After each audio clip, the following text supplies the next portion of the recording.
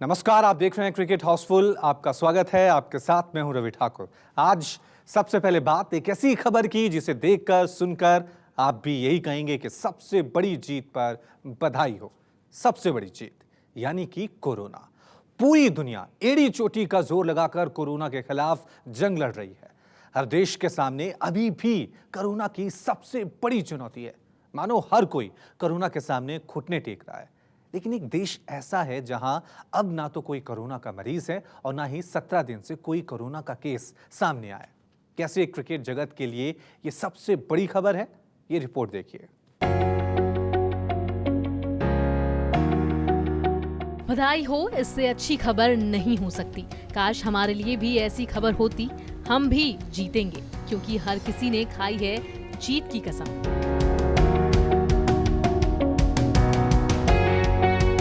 अगर किसी देश में ये खबर आए कि हमारे यहाँ कोरोना का आखिरी मरीज भी ठीक हो गया है, अब हमारे यहाँ कोरोना का कोई नया केस नहीं है, तो भला सोचिए इससे शुभ समाचार क्या हो सकता है। कितना सुकून मिलता है ये खबरें सुनकर। आप सोच रहे होंगे कि हमारे यहाँ तो कोरोना का ब्रेक फेल हो गया है, केस 2.5 लाख के पार पहुंच चुके हैं। ऐसे में कौन सा देश कोरोना से जीत गया है? हम बताते हैं उस देश का नाम। उस देश का नाम है न्यूजीलैंड। जी हाँ, न्यूजीलैंड पहला क्रिकेट प्लेइंग नेशन है जहां कोरोना का कोई केस अब नहीं है। ये खबर पूरे क्रिकेट जगत के लिए भी एक तरह से बड़ी खुशखबरी है, क्योंकि कहीं तो क्रिकेट फुल स्पीड से शुरू होने के संकेत मिले हैं। न्यूजीलैंड के क्रिकेटर जेम्स निशॉन ने सोमवार को ट्वीट करते हुए देश के लोगों को बधाई दी। जेम्स निशॉन ने ट्वीट करते हुए लिखा, कोरोना वायरस फ्री न्यूजीलैंड सभी को मुबारकबाद। एक बार फिर उन महान कीवी विशेषताओं की वजह से योजना, दृढ़ संकल्प और टीम वर्क काम करते हैं। जेम्स निशॉन के बाद सरकार की तरफ से भी इस बात पर मुहर लग गई। न्यूजीलैंड के स्वास्थ्य मंत्रालय ने जानकारी देते हुए कहा कि न्यूजीलैंड का आखिरी एक्टिव कोविड-19 मरीज ठीक हो गया है और अब न्यूजीलैंड में कोई भी कोरोना एक्टिव केस नहीं है। न्यूजीलैंड में सोमवार को कोरोना वायरस का कोई और सक्रिय मामला सामने नहीं आया। जाहिर है न्यूजीलैंड में क्रिकेट को लेकर काफी क्रेज है। अगर देखें तो जेम्स निशॉन ने जिस तरह टीम वर्क की बात की है, उसके बाद इस बात की उम्मीदें और बढ़ गई हैं कि न्यूजीलैंड में एक बार फिर से हर चीज पटरी पर आने वाली है, जिसमें क्रिकेट भी शामिल होगा। ऐसे में अगर देखें तो इस साल न्यूजीलैंड दौरे पर बांग्लादेश, पाकिस्तान, वेस्टइंडीज समेत ऑस्ट्रेलिया को आना है। वैसे टीम इंडिया को अगले साल मार्च में न्यूजीलैंड का दौरा करना है, जिसमें काफी समय है। लेकिन जिस तरह से न्यूजीलैंड ने कोरोना को हरा दिया है, उससे हर कोई काफी खुश है। अगर आपको हमारा ये वीडियो पसंद आया हो तो इसे लाइक और शेयर जरूर करें और हाँ, हमें सब्सक्राइब और फॉलो करना ना भूलें, ताकि आप क्रिकेट की कोई खबर मिस ना करें। चाहे स्पोर्ट्स की ब्रेकिंग न्यूज हो या क्रिकेट का कोई अपडेट, प्लेयर्स की मस्ती हो या फिर मैदान पर लाइव एक्शन, हर वीडियो मिलेगा न्यूज़ 24 स्पोर्ट्स पर। हम कंट्रोवर्सीज भी मिस नहीं करते, तो जुड़िए हमारे साथ और देखते रहिए न्यूज़ 24 स्पोर्ट्स। और अब बात कर लेते हैं महेंद्र सिंह धोनी की। धोनी ने एक ट्रैक्टर खरीदा है। धोनी को इसके लिए 8 लाख रुपए खर्च करने पड़े। कंपनी को 8 लाख से काफी फायदा हुआ होगा, लेकिन धोनी के ट्रैक्टर खरीदने से उस कंपनी को सिर्फ थोड़े पैसे की आमदनी नहीं हुई है, बल्कि बैठे बैठाए लॉकडाउन में धोनी की वजह से उस ट्रैक्टर कंपनी का अच्छा खासा विज्ञापन भी हो गया है।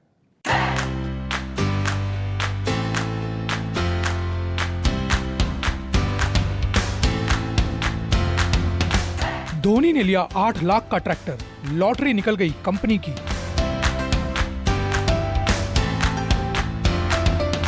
धोनी ने मुफ्त में ही कर दिया स्वराज ट्रैक्टर का विज्ञापन। लॉकडाउन के बीच धन कुबेर पर हो गई लक्ष्मी की कृपा।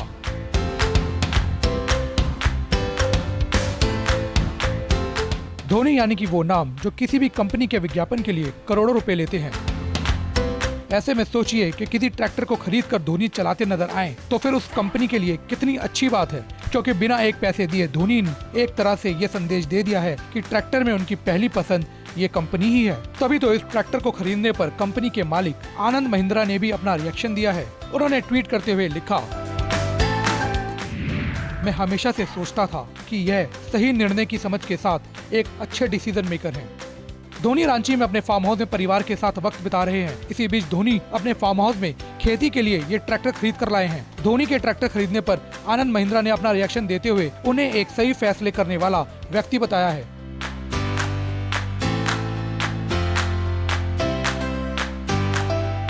हम आपको बता दें कि धोनी के पास 80 से ज्यादा महंगी बाइकें हैं। वहीं दर्जनों की संख्या में धोनी के पास एक से बढ़कर एक महंगी कार है। लेकिन धोनी ने पहली बार कोई ट्रैक्टर खरीदा है। गौर करने वाली बात यह है कि धोनी ने जब ट्रैक्टर खरीदा तो फिर इसे चलाने में भी उन्हें कोई दिक्कत नहीं हुई। जाहिर है धोनी जितने बड़े बल्लेबाज हैं, जितने मंजे हुए कप्तान हैं, उतने ही मंजे हुए धोनी ड्राइवर भी हैं, जो किसी भी चीज पर अपना हाथ आजमा सकते हैं। उम्मीद है कि धोनी ने जिस खेती के लिए ट्रैक्टर खरीदा है वो वैसे ही सफल होगी जैसे कि मैदान पर धोनी की मेहनत से टीम इंडिया सफलता हासिल करती थी।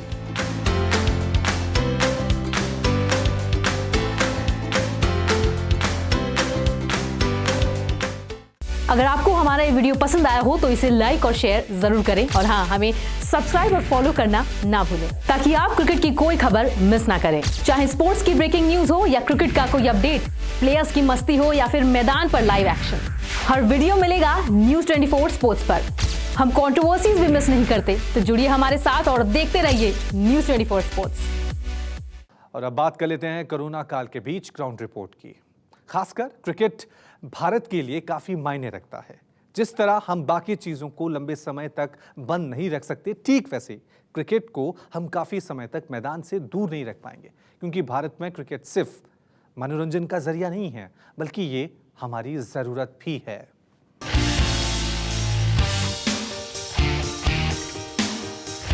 लॉकडाउन के बाद अब हर चीजें धीरे धीरे शर्तों के साथ खुलने लगे हैं। लोगों को उम्मीद की नई किरण दिखाई दे रही है। हर किसी को लग रहा है कि पहले की तरह सब कुछ सामान्य हो जाएगा।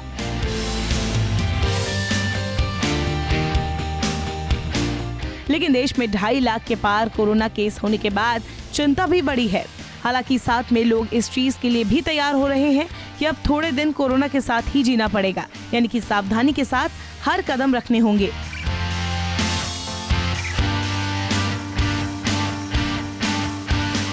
ऐसे में माना जा रहा है अब धीरे धीरे क्रिकेट के लिए भी बीसीसीआई की तरफ से प्लान तैयार किया जा रहा है। क्रिकेट एक ऐसा खेल है जिसमें खिलाड़ी अगर ज्यादा दिनों तक मैदान से दूर रहे तो फिर उनका खेल हमेशा के लिए बिगड़ सकता है। साथ ही भारत जैसे देश में क्रिकेट के साथ लाखों लोगों की आजीविका भी जुड़ी हुई है। ऐसे में आर्थिक तौर पर भी क्रिकेट हमारी जरूरत है।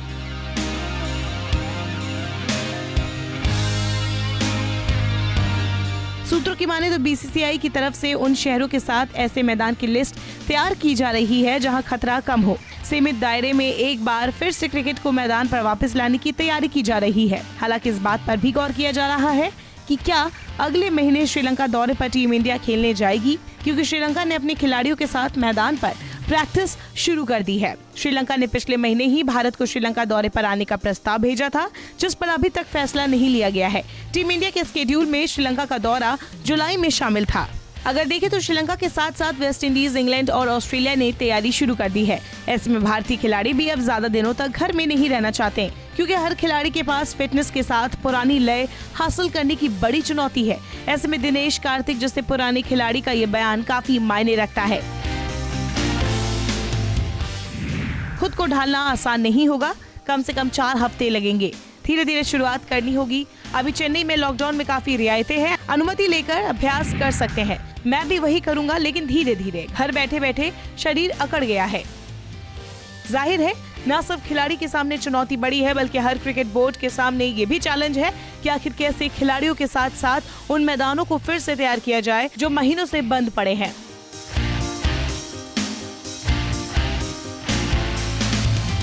क्योंकि हर कोई ये जानता है कि क्रिकेट के मैदान को किसी खास बच्चे की तरह हर रोज खास ख्याल की जरूरत पड़ती है।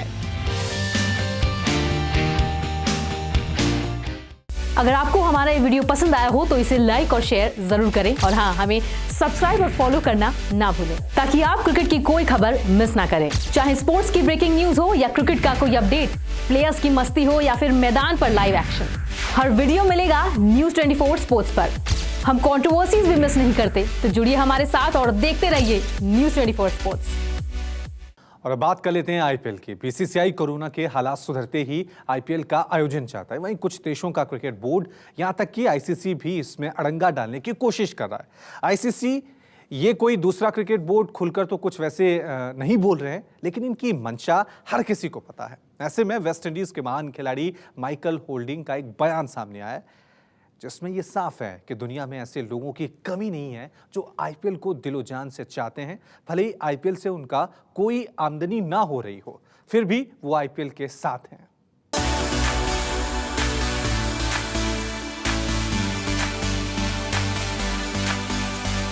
ऑस्ट्रेलिया वो देश है जिसके सामने क्रिकेट की सबसे बड़ी चुनौती है। कोरोना काल में अगर कोई सबसे बड़ा इंटरनेशनल टूर्नामेंट होना है तो वो है T20 वर्ल्ड कप, जिसकी मेजबानी ऑस्ट्रेलिया के पास है। ऑस्ट्रेलिया ने क्रिकेट की बहाली की तरफ कदम भी बढ़ा दिए हैं, जहां आज डार्विन में CDU top and T20 tournament का फाइनल खेला जा रहा है। ये टूर्नामेंट 6 जून को शुरू हुआ था। इस टूर्नामेंट को इंटरनेशनल क्रिकेट की बहाली में प्रयोग के तौर पर देखा जा रहा है। खैर, ऑस्ट्रेलिया T20 वर्ल्ड कप का आयोजन कर सकता है या नहीं, ये तो वक्त बताएगा। लेकिन T20 के बाद अगर किसी टूर्नामेंट पर हर किसी की नजर है तो वो है IPL। कोरोना के बढ़ते कहर के बीच IPL फिलहाल स्थगित कर दिया गया है।